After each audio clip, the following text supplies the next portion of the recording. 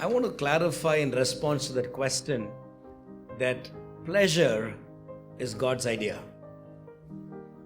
Pleasure does not come from the devil. But what comes from the devil is illegitimate pleasure. He takes what is God-given good pleasure and then corrupts it.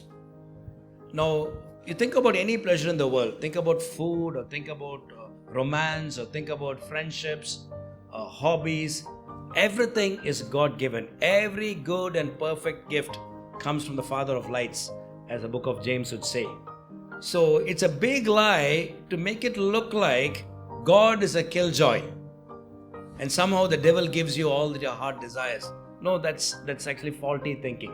Pleasure is God's idea.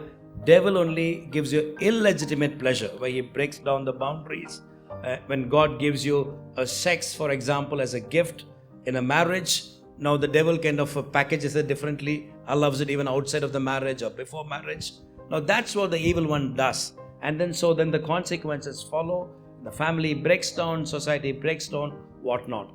So pleasure is actually God's idea. But we also need to remember, unlike Adam and Eve in the pre-fall stage, they did not have the proneness to sin before Genesis 3. Alright, they need not have sinned.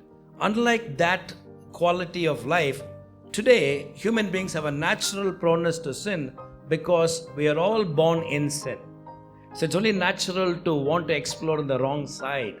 But having known that we don't do that which we ought to do and we end up doing what we should not be doing, I think we are called to rise above that situation and take help.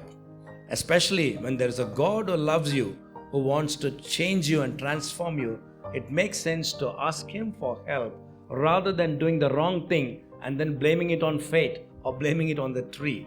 As someone said, the problem in Genesis chapter 3 is not with the apple on the tree, but the pear on the ground. That was the problem.